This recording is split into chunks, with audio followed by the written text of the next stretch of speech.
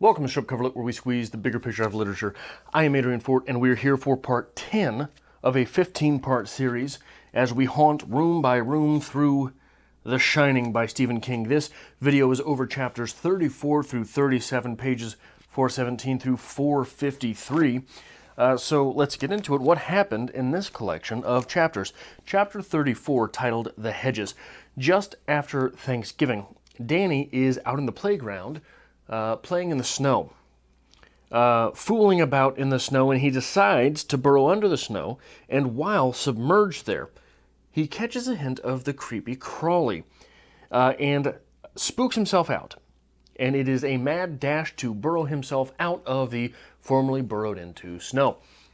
And when he emerges from the snow, the hedges come to life, and they creep in on him as he is not looking until they have torn his clothes to shreds. And on the doorstep of the Overlook Hotel, he is found screaming for life by Jack and Wendy. 35, the lobby. Danny tells them everything that happened. Jack becomes angry as he points out the window to show his son the hedges which have not moved.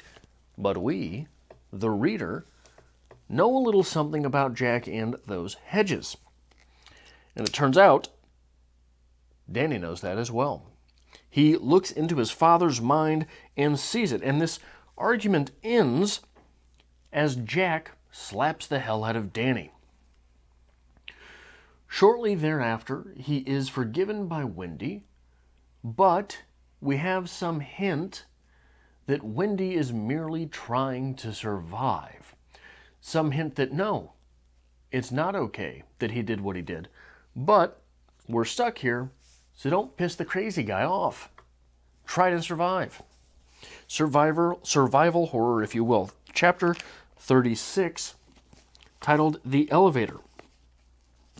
The family wakes up in the middle of the night to a strange sound which is becoming overpowering through the silence of the Overlook Hotel. In the middle of the night, the elevator has begun to run, presumably, on its own.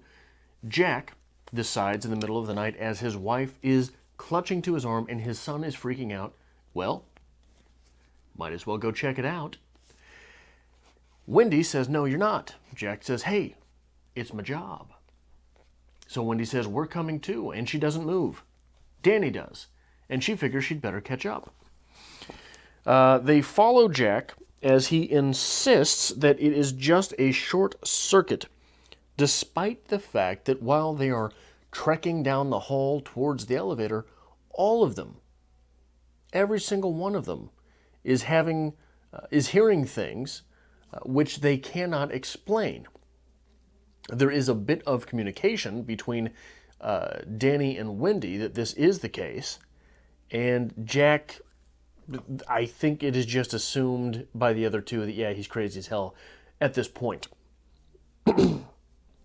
Jack stops the elevator by force and opens it. Wendy then reaches in and produces party masks and confetti, and she asks Jack, are you sure it's a short circuit? This seems like a strange side effect.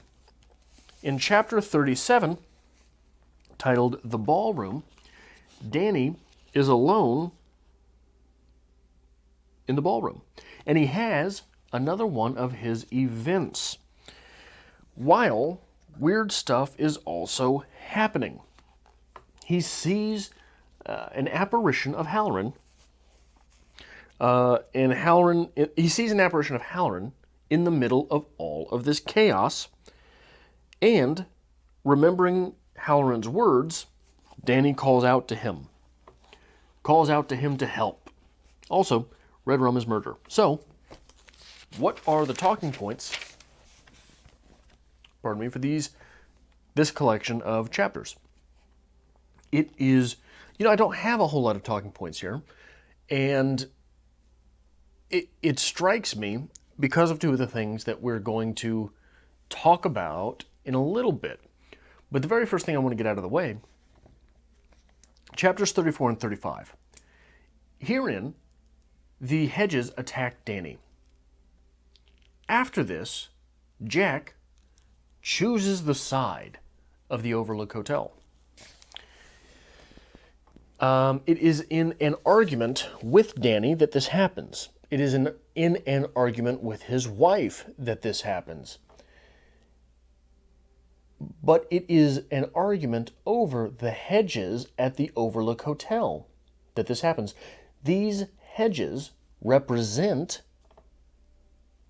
Jack's ability to work. It was, after all, his work with hedges similar to those in the lawn of the Overlook Hotel that provided the experience required by Ullman in order to give Jack that job. Against his better sentiments, mind you.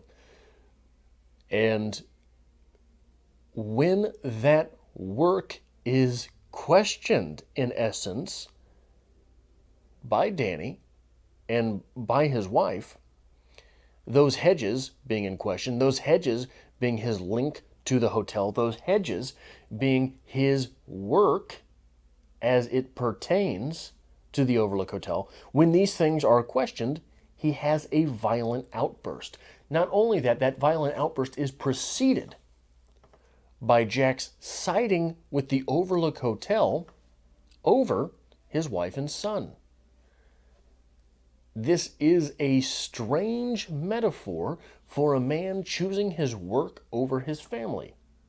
A sentiment that is not strange in Western literature, if it is perhaps overwrought.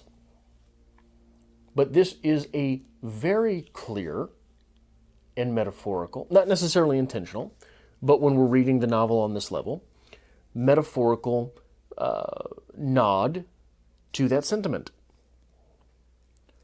We get this directly from Jack many times, but this is something subconscious. This is the Overlook Hotel working on Jack in a way that he is not even conscious.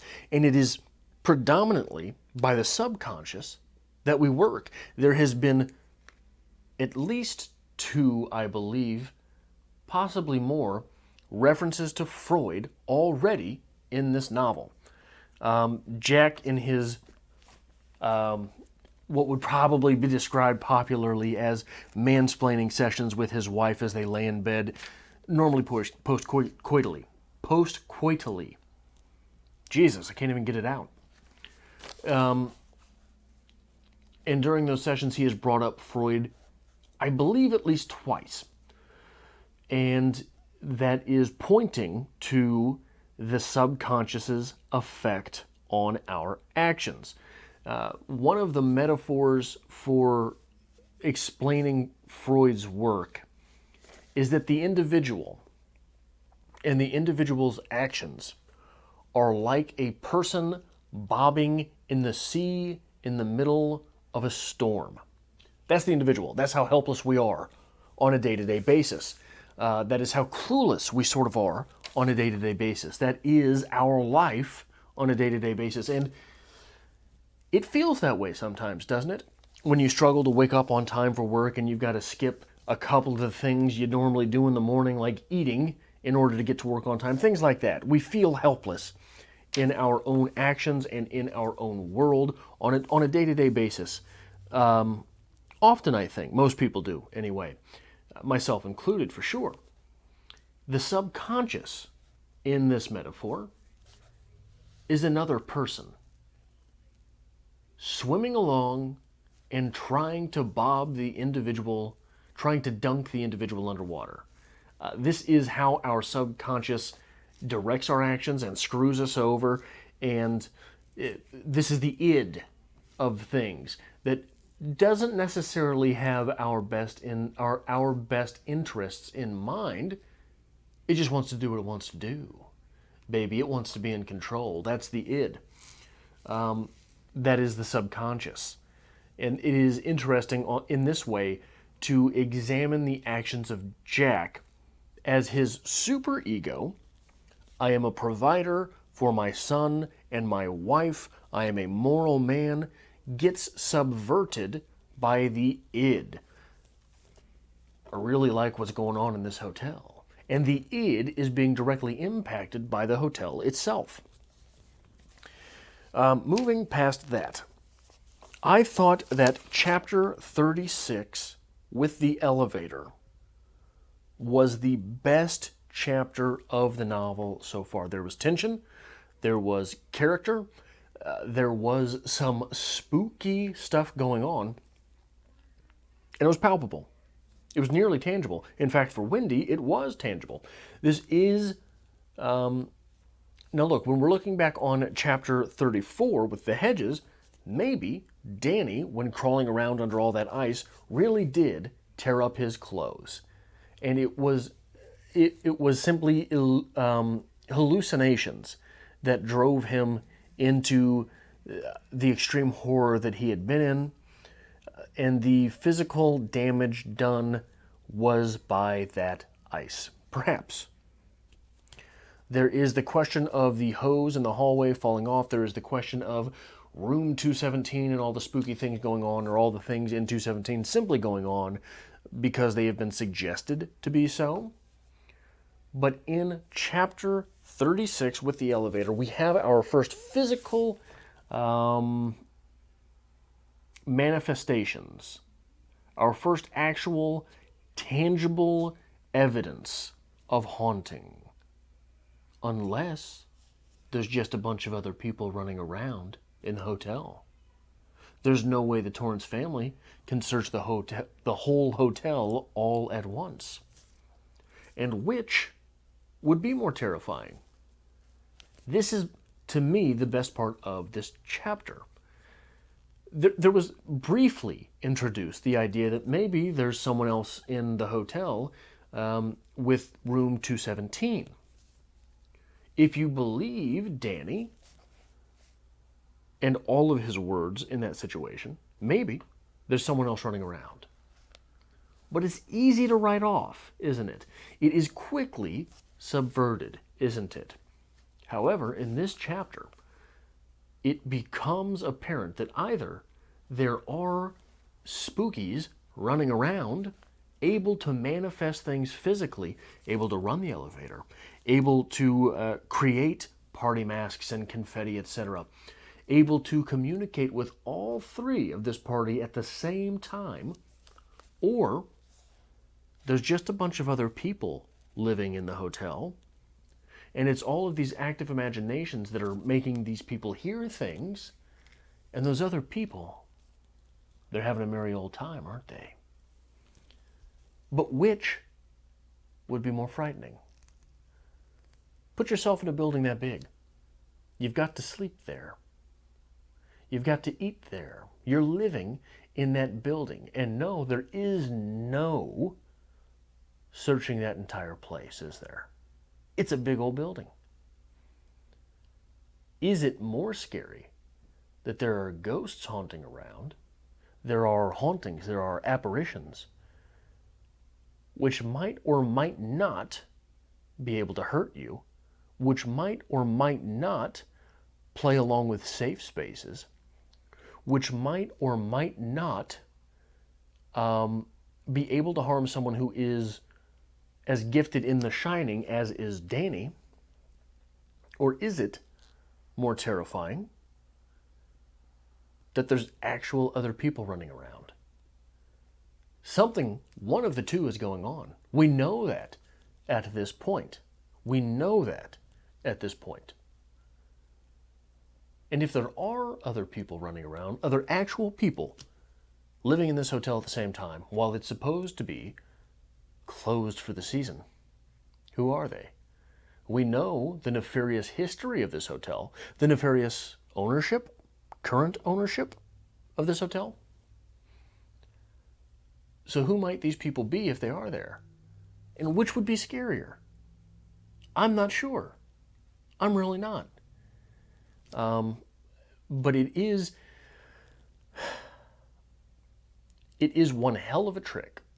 It is one hell of a trick to put your reader's mind in that place. to make your reader contemplate bad or worse, and which is which. Because while your reader is in that place, there is no bright side. There is no upside. There is no good side. There's only the bad. But it is fascinating how quickly all of these things are just swept under the rug. There is no freaking out in the immediacy of chapter 37.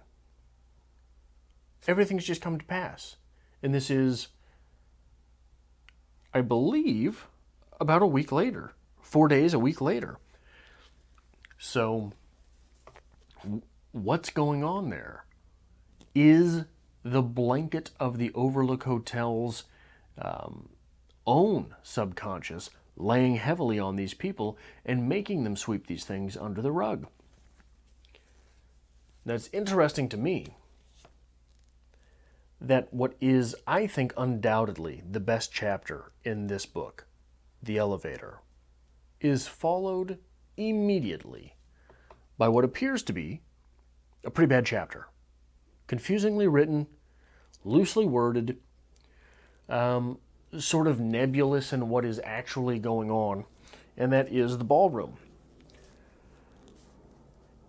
And I think things like this happen more often in literature than it is easy to cite, recognize, or remember. And part of that is because of the act of writing, I think. When you get something out that is so good as is chapter 36, in the immediacy of that, writing it, you're sitting back and thinking, it's pretty good stuff.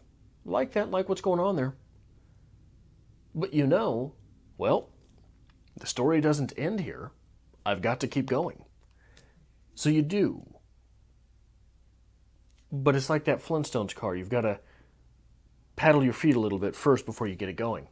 And I don't think that it's any real surprise that that fourth part of this novel ends immediately after chapter 37, and we go into part 5, Matters of Life and Death. I think that viewing this as a reader who considers himself a writer, after something like chapter 36, it's hard to get yourself started again. So you give yourself a false start, like the end of the fourth part of your novel. Now, I'm not saying this is exactly what happened, but it feels that way rhythmically to me as a reader.